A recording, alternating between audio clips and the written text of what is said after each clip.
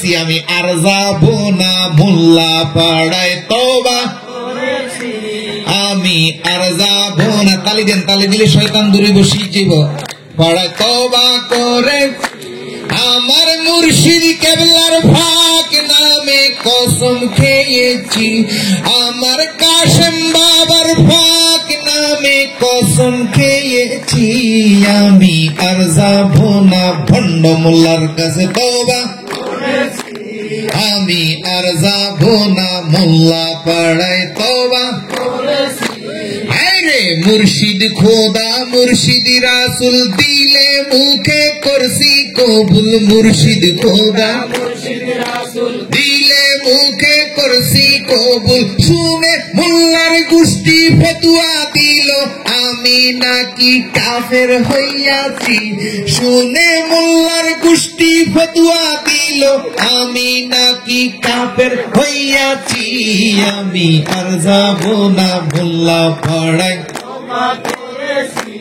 সংরক্ষিত রাখছে যেটা ফির ধরার পরে বায়াত রাসূল গ্রহণ করার পরে এলাহাময়ীর মধ্যে নিজের মধ্যে নাজিল হয়, সেই কিতাবের কথা বলছে, এই কাগজের লেখা কিতাবের কথা বলে নাই। তাইলে এই সর্বপ্রথম তাফসীরটাই ভুল। ম্যাঙ্গো আম, এই আমের জায়গাত লেখি রাখছে ব্যানানা মানে কলা। তাইলে ওই কিতাব আর এই কিতাব বেশ কম আছে না নাই? এই জন্য বাবা ওই কিতাবটা এলাহাময়ী, এটা লৌহ মাহফুজে সংরক্ষিত এলাহাময়ীর মধ্যে মানুষের মধ্যে আসে, ওইটা কিয়ামত পর্যন্ত জারি আছে থাকবে। আর এই যে কোরআন শরীফটা যেটা দেখায় গো, এটা আসল কিতাব না।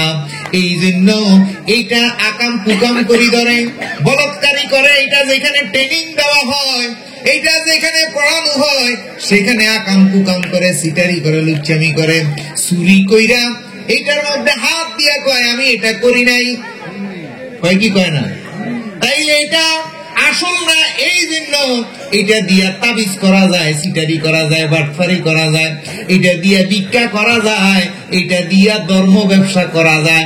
আর যেটা ওই কিতাব মানে আপনার আমার মুর্শিদ, ওই মুর্শিদ কিতাব যারা একবার স্পর্শ করে গো, ওই মুর্শিদ কিতাব যারা একবার হৃদয়ে ধারণ করে, তাদের দ্বারাই আর সিটারি বাটফারি তাবিজ করা, লুচ্চামি বদমাশি হয়।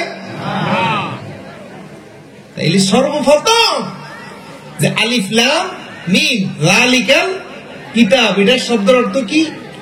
ওই কিতাবটির উপরে কোনো সন্দেহ নাই। কোন কিতাবটির উপরে? ওই কিতাব। ওই কিতাবটা কে? ওই কিতাবটাই ডাইরেক্ট বলে আমার আপনার মুর্শিদ। সুবহানাল্লাহ। কে? আমার আপনার মুর্শিদ, ওই কিতাব।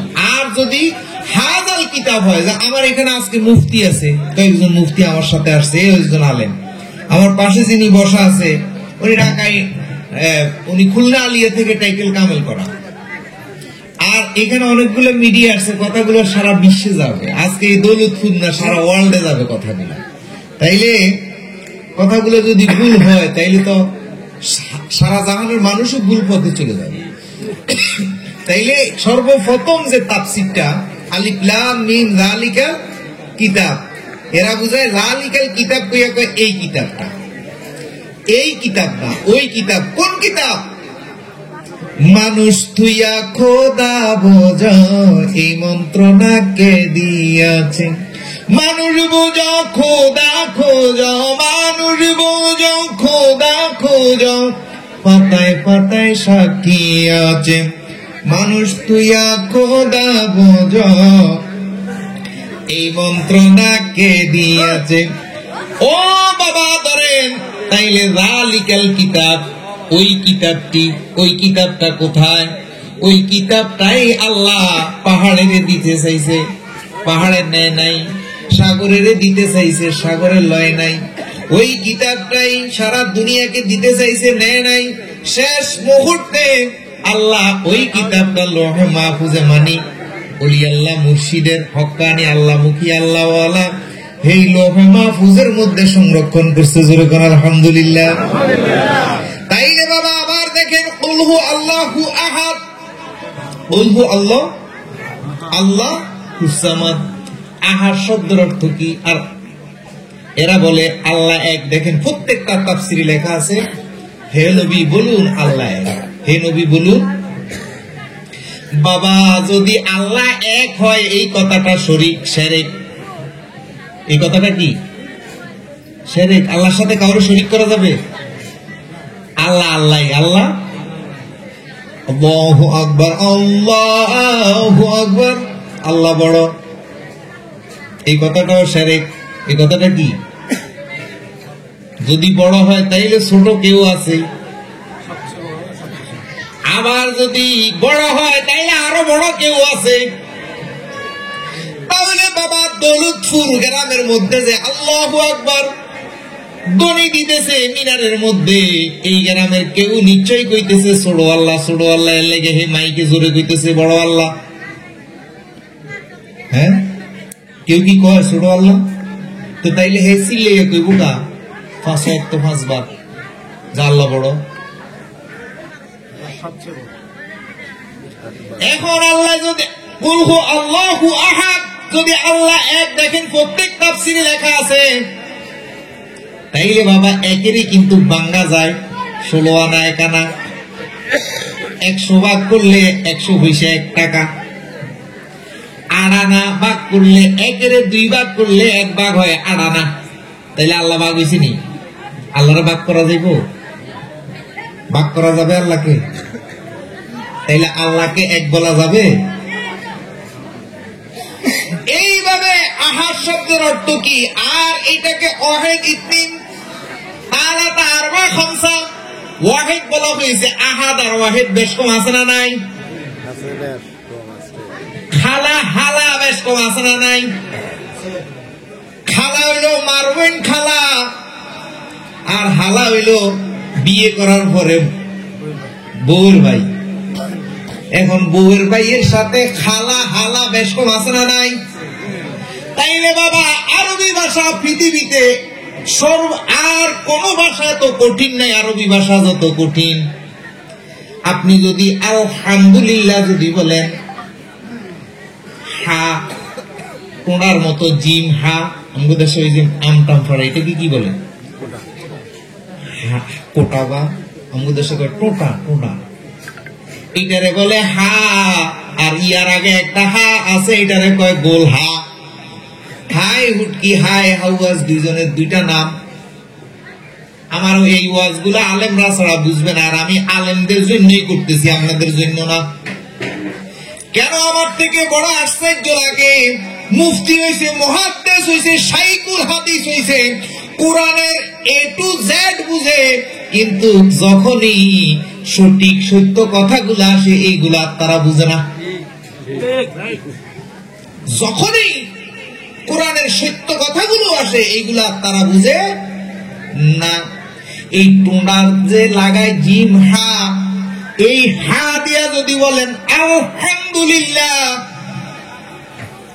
তাহলে হবে সমস্ত প্রশংসা আল্লাহর জন্য। আর যদি একটু বেশ কম কইরা গোল হা দিয়া যদি বলেন আলহামদুলিল্লাহ, তাহলে হবে সমস্ত চিরা কাপড় আল্লাহর জন্য। সমস্ত চিরা কাপড়, ওই যেরকম খালা হালা, খালা হালা। বাবা এইভাবে এই ইয়াজিদের গোষ্ঠীরা এমন ভাবে কোরআনটা তাফসীর করছে। আল্লাহ কয়জন? একজন। একজন কইতে পারেন, কিন্তু এক কইতে পারবেন না। একজন কইলে এইটার ভিতরে যা আছে তাই। তাইলে এখানে ওয়াহিদ আর আহাদ, কুলহু আল্লাহু আহাদ। আহাদ আল্লাহ, সামাদ আল্লাহ শিখি নিয়েন গুরুগুর থেকে। রহমানের বান্দা, আল্লাহর বান্দা। কোরআনে আয়াতে আসছে রহমানের বান্দারা বিনয়ী নম্র, আসেনি? তাইলে আল্লাহর বান্দার কিন্তু অভাব নাই। আল্লাহর বান্দা সিটিং হইব, বাটপার হইব, চোর হইব, বদমাইশি হইব। আর রহমানের বান্দারা হইব বাবা শুধু ক্ষমার ঘাটের মানুষ। জোরে কর আলহামদুলিল্লাহ। তাইলে আল্লাহ এই জাতিকে দুইটা ভাগ করে দিছে, একটা আল্লাহর বান্দা আর একটা রহমানের বান্দা। একটা আল্লাহর বান্দা, রহমানের বান্দা। এই গুরুবাদীরাই হইল রহমানের বান্দা। সুবহানাল্লাহ। গুরুবাদীরা, সুফিবাদীরা কি? রহমানের বান্দা, ক্ষমা, সুন্দর, দয়া, দৃষ্টি, বিনয়ী। ওরা মাইর খায়, মাইর দেয় না। গালি খায়, গালি দেয় না। খাওয়ায়, মানুষ থেকে খায় না। ধর্ম ব্যবসা করে না, ধর্মের বিনিময়ে সব শেষ করে দেয়। ধর্মের নাম দিয়ে বাড়ি গাড়ি টাকা পয়সা করে না। ধর্মের নাম দিয়ে, মাদ্রাসার নাম দিয়ে, এতিমখানার নাম দিয়ে, যারা এই ধর্মের নাম দিয়ে ওরা বাড়ি গাড়ি বউ ফোলাফাইন চালায় না, বরং চেষ্টা বউ ফোলাফাইনের রিজিক, ধন সম্পদ, জমি জামা যা আছে এগুলো বিক্রি করেও গুরু প্রেমে শেষ করে দেয়। এটা হইল ধর্ম। সুবহানাল্লাহ। এইভাবে কোরআনটাকে, হাদিসটাকে অপব্যাখ্যা করে বাবা। হাদিস শরীফের মধ্যে আছে, قال النبي صلى الله عليه وسلم لا يدخل الجنة قاطع। আত্মীয়তা ছিন্নকারী বেহেশতে প্রবেশ করিবে না। আত্মীয়তা কি?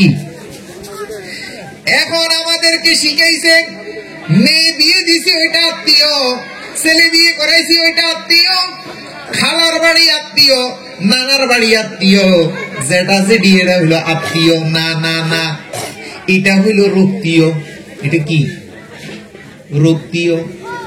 আর আত্মীয়টা হইল বাবা রে, এই যে গোলাম মঈনুদ্দিনের লগে শিহাবুদ্দিন সরকারের পরিচয় নাই, এই গোলাম মঈনুদ্দিনের লগে আসান মিদ্দার পরিচয় নাই, কিন্তু অন্তরটা কান্দে যখন বাড়িঘর ভাঙছে, বদনাটা যখন লুটে নিয়ে গেছে, টয়লেট ভাঙছে, বা ঘর বাড়ি সব জ্বালাইয়া দিছে। আসান মিদ্দার ছেলে মেয়ে কিছুই গোলাম মঈনুদ্দিনের কাছে কুমিল্লা নাঙ্গলকোট বিয়ে দেয় নাই, কিন্তু শোনার পরে এমন জ্বলা জ্বলছে, এই জ্বলার পরিপ্রেক্ষিতে আজকে এখানে আসে। এটা হলো আত্মীয়তা। এটা কি? আত্মীয়তা।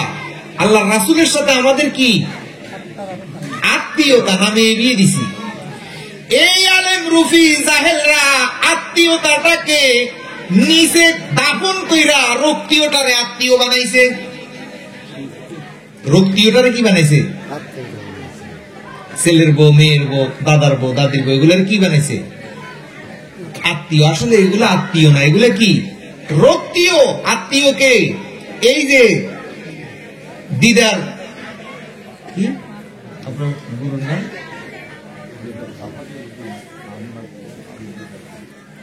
আফাসউদ্দিন আহমদ দিদারপুরি, মাইজ ভান্ডারের মূল জায়গা থেকে খেলাফত ফয়েজ প্রাপ্ত। এই যে একটা আত্মীয়তা, এটা হইল আত্মীয়। এইভাবে হাদিস গুলাকে ভুল ব্যাখ্যা করে করে মানুষের ব্রেন ওয়াশ করছে। কয় জ্ঞান অর্জনের জন্য চীন দেশে যাও। কই যাও? চীন দেশে। ভাই আমি ট্রেনিং এ গেছি চীনে, যাই ওখানে কি জ্ঞান পাবো? মহিলারা ব্রা পরে, ফেন্টি পরে, শর্ট প্যান্ট পরে সাগরে নামতেছে। এখানে কোনো জ্ঞান আছে?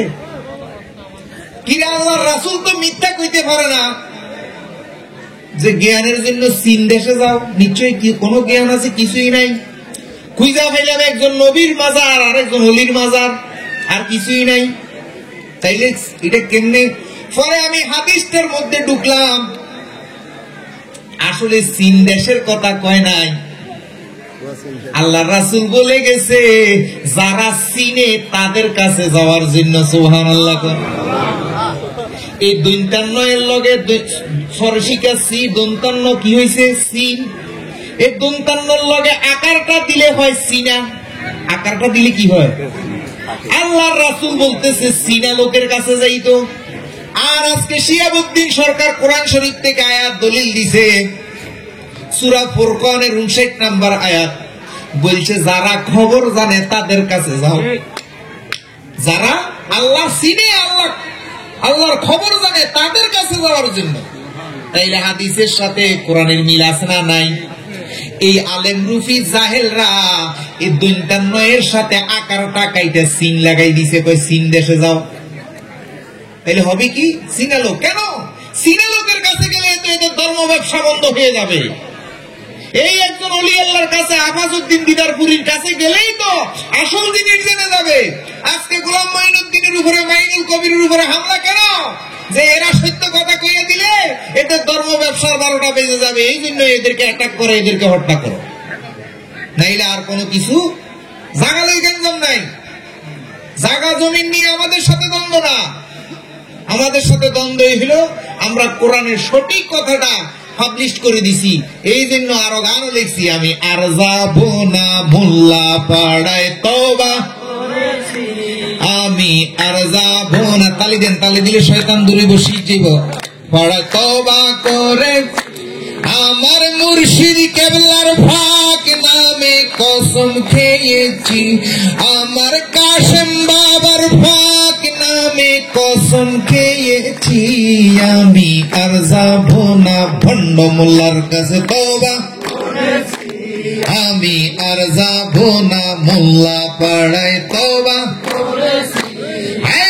মুর্শিদ খোদা মুর্শিদ রাসুল দিলে মুখে করছি কবুল, মুর্শিদ খোদা দিলে মুখে করছি কবুল, শুনে মোল্লার গোষ্ঠী ফতুয়া দিল আমি নাকি কাফের হইয়াছি, শুনে মোল্লার গোষ্ঠী ফতুয়া দিল আমি নাকি কাফের হইয়াছি, আমি আর যাবো না মোল্লা পাড়ায়, আমি আর যাবো না মোল্লা পাড়ায়। হায়রে ইন্নাল্লাযীনা ইউবাইউনাকা ইন্নামা ইউবাইউনাল্লাহ, মুর্শিদের হাত আল্লাহরই হাত কোরআনে পেয়েছি আমি, মুর্শিদের হাত আল্লাহরই হাত কোরআনে পেয়েছি, আমি আর যাবো না মোল্লা পাড়ায়, আমি আর যাবো না মোল্লা পাড়ায়।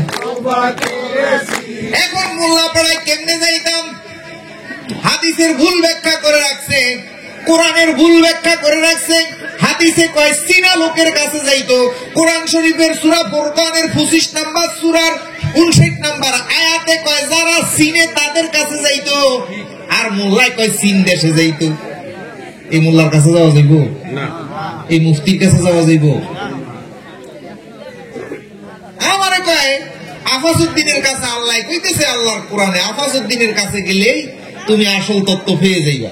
আমি চীন দেশে যাওয়ার দরকার আছে? ও